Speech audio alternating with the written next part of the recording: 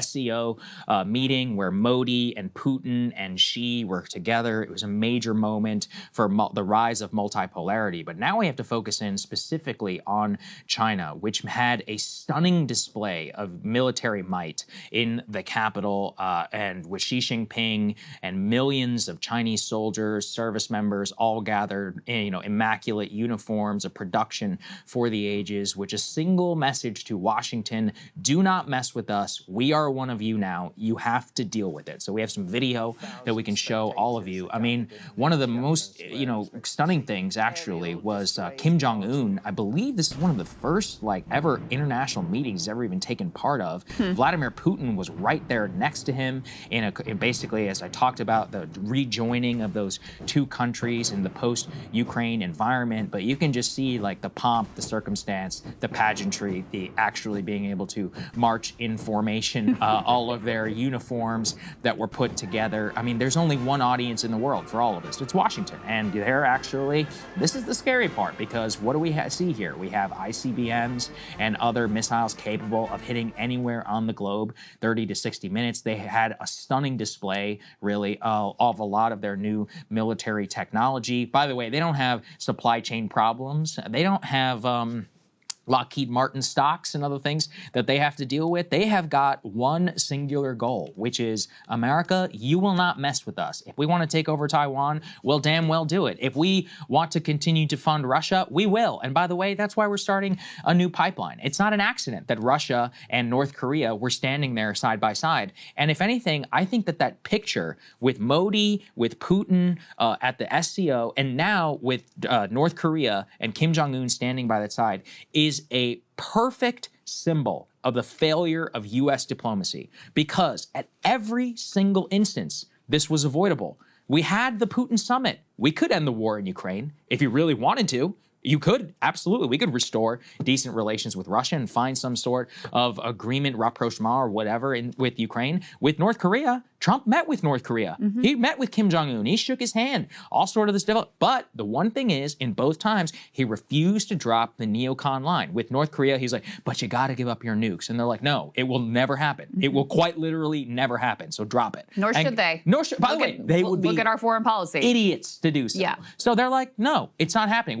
With Putin, they're like, oh, you have to, I don't even know what the demand here is of Putin, right? It's like, oh, we're going to meet with you, but we're still going to fund Ukraine. He's like, okay, well, I've got millions of troops and China's got here, they have my back. India's going to keep buying my oil, so I'm just going to keep rolling, all right? And in the meantime, you guys can figure out whatever it is that you want, and I'm just going to continue inch by inch. I don't care how many soldiers of mine die in Ukraine. In the end, I'm probably going to win. And so that's their strategy. And then same with China. It's not just tariffs. I support tariffs on China. Again, though, the level of capriciousness has made it so that Xi has, in the last decade, been able to fully go in on the Made in China 2025 plan. I mean, by the way, a lot of that weaponry was distinctively part of it. If you went and read all of the primary source documents that they released 10 years ago, you see there the ability to compel Modi, Putin, North Korea. You can make fun of these states if you want to. A lot of them are not economic powerhouses, but what we have learned in the post-Ukraine environment is that production, the native capacity to produce, is the single most important thing for a nation in a time of crisis. China has been able to marry economic production, economic growth. They have state-managed capitalism at the highest, most efficient order, and they have now the ability to bring all of these former U.S. allies and or U.S.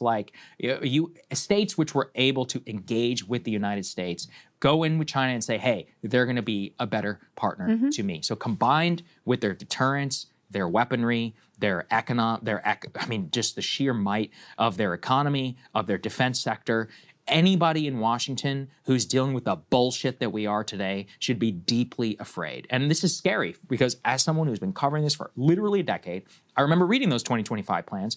I was like, it's never going to happen. Or, at the very least, Washington's going to wake up. The pivot to Asia is finally happening. We're here now. We are here now. And we lost. We have to admit it. Can we even catch up? Maybe. That's a big question mark. So it's stunning. It really is. Yeah. That parade. I think that military parade is an intentional global wake-up call, or wake-up call at least here at home, that we already live in a different world than most Americans imagine that we live in. That's right. And I was taking a look at this Foreign Policy magazine article. The headline is, China's military is now leading. Wednesday's parade proved the regional military balance has irrevocably changed. And I just want to read you a little bit of this just to underscore what I'm saying here.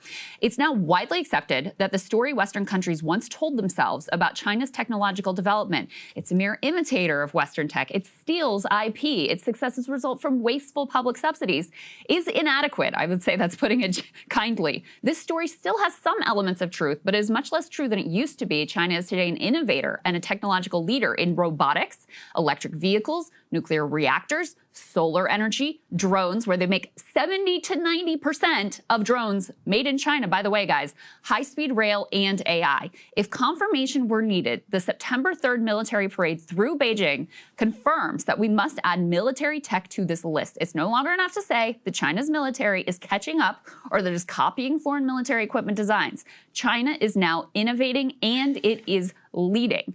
In the process, the regional military balance that has for decades favored the U.S. and its partners is being irrevocably changed. Now, one thing that they, of course, don't have that we do is we have these military bases spread all over the world. They do not have that. So that is a very different kind of an orientation towards the globe. But in terms of military tech, you know, I've been listening to Seth Harper. We had on this show to talk about the Fort Bragg cartel, the book that he just wrote. He, you know, studies and follows and researches and does, you know, all kinds of incredible journalism around the state of the U.S. military. And he says we're fooling ourselves if we think that we just reign supreme and it's unquestioned. You know, when's the last time we won a war? Like, look at how we did with how did it go with us and the Houthis? Yes. Right? How did it go with us in Afghanistan? How is it going with all of our weapons and know-how and, yes, you know, special operations, special operators on the ground in Ukraine? How is that going? Right? Even in Gaza, where it's our tax dollars funding this horrific genocide, it's our weaponry. How is that?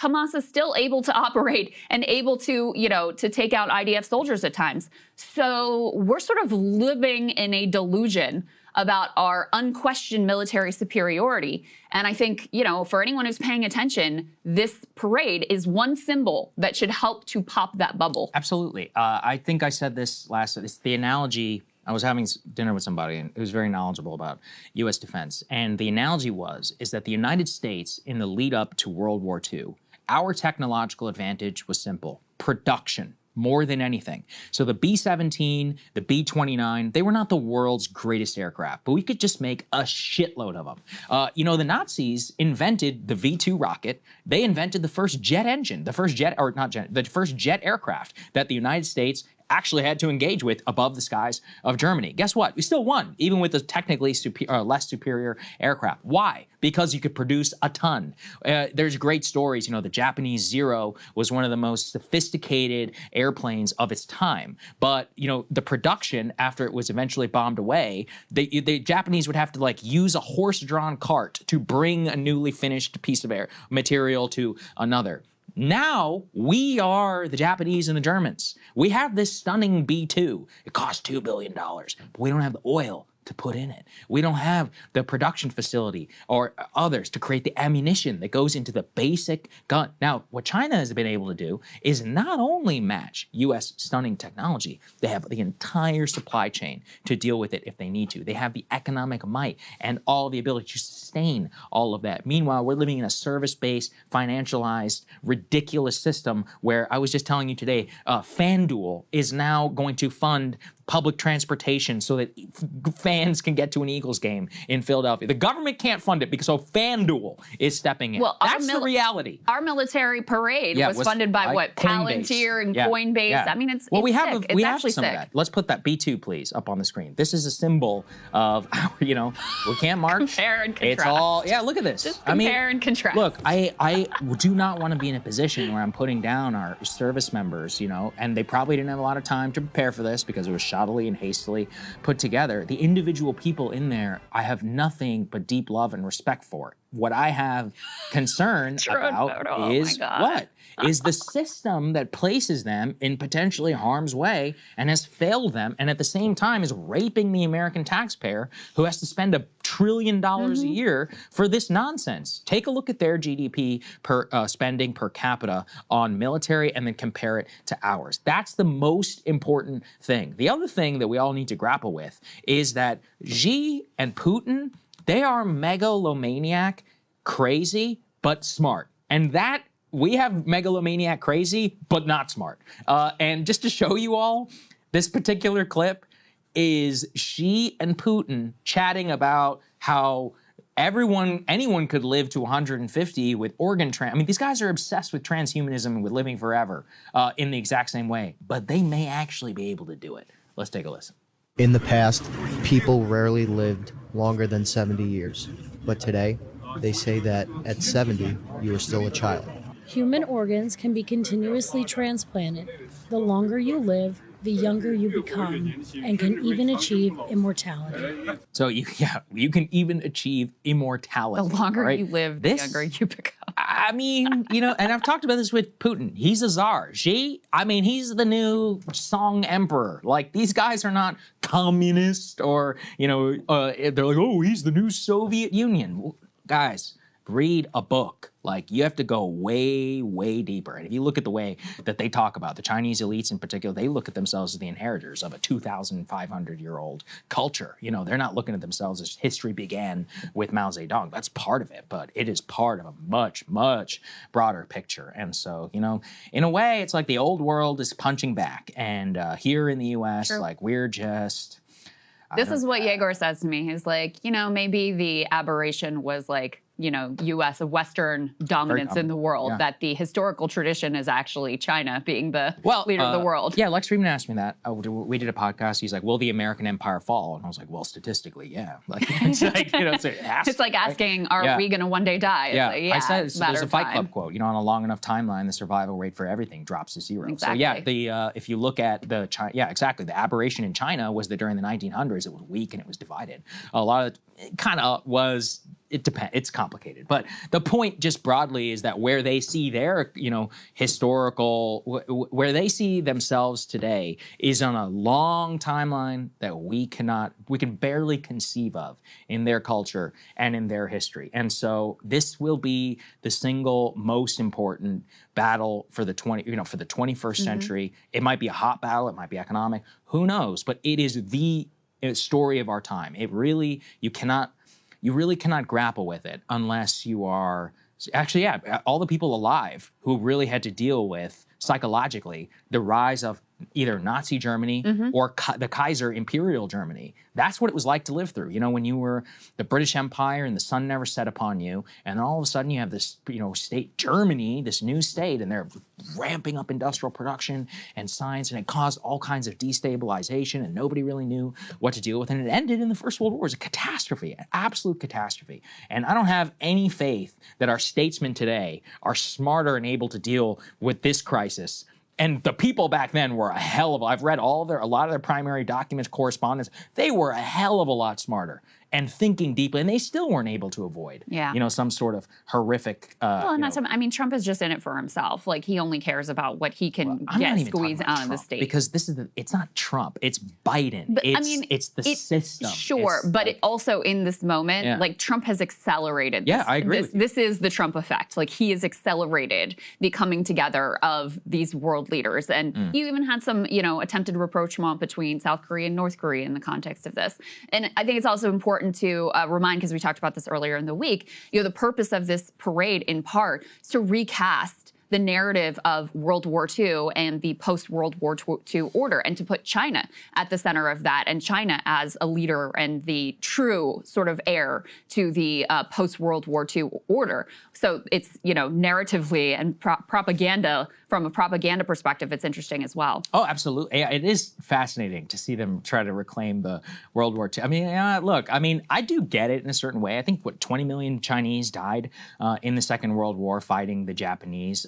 It wasn't all the Chinese communists. You know, a lot of the Chinese nationalists are the ones who died in that as well. So, you know, it was a little complicated. Sometimes they were pretty happy to let the nationalists get killed by the Japanese if it meant it was good for them. It's an interesting story. A lot of people should actually spend more time thinking and reading about it. But the point more broadly is that they love to flip the terms on the United States and be like, oh, a U.S.-led world order? What has that led to? Chaos, Iraq, you know? And they love to talk about zero-sum competition or mutual respect. Mutual respect in their minds means Taiwan is ours and you can fuck off. Or, you know, how Russia decides to elect its country is its own business. If Kim Jong-un has to create a famine to create ICBMs, so be it. And, you know, in the 90s, it would be very easy to say, well, that's not who we are. Well, you can't say that in the year 2025, not in the midst of Gaza, Ukraine, Libya, Syria, Iraq. How are we going to stand on some like territorial integrity principle when we're funding a 100%. genocide in Gaza? Absolutely. We'd be insane to go to war with China over Taiwan. Our Secretary of State is on his way over to Israel, apparently, or I guess I should say, whatever, what they claim to be Israel. Apparently, he's going to participate in a stellar event. You know, yeah, exactly. I mean, the Secretary of State of the United States of America. So really, we're going to fund Ukraine to protect their territorial integrity? Okay, I mean, you know, it's like, oh, and we have a problem with monarch, or we have a problem with dictators. Really? That's not who we buy our oil from, is it? Oh, wait. So it all falls apart on a very basic scrutiny. Let's go ahead and get then to Trump, which we've been building up here, who is, you know, he kind of admitted the quiet part out loud. He's like, they were doing it because they wanted me to watch, and I was watching. Let's take a listen. I put out a truth last night. You saw that. And I was the one that brought it up. I said, they're only doing this. They're looking to, when they did what they did, I thought it was a beautiful ceremony. I thought it was very, very impressive.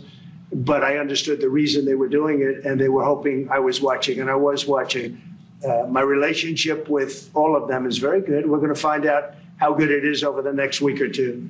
They were hoping I was watching, and I was watching. He told them in a truth that he was like, they all conspire against the United States. Well, what are you going to do about it? You know, and not just wave, you know, like wave around and tell Putin big things are coming. Like what? Like what exactly? What do you have left? What cards do you have left to play? You want to know who China's cards? Let's go and show everybody. Let's put this up there on the screen. All the military parade, all the military equipment that they were debuted, you know, it's stunning. Hypersonic missiles, combat vehicles, unmanned aircraft, undersea drones, nuclear missiles capable of hitting anywhere on the globe. I mean, this was a massive shot at the Pentagon. This is all has production lines, capacity, that does not rely on us. Does anyone want to know who we rely on for some of our military equipment? Right, it's called China. Seems smart, really works out. And the more that you look into all of their capacity and their show, it's like you said, they not only have the ability to spend less because they don't have some great geopolitical projection. By the way, Trump yesterday was like, yeah, we'll send more troops to Poland. I was like, oh, really? Why? You know, for what reason? Why? Why do we need troops in Poland and all over the Baltics and Germany and Korea and Japan? And I mean, I could go on forever. Some of those make sense. Japan, Korea, etc. Germany? Why? I mean, again, it's one of those where nobody asks basic questions.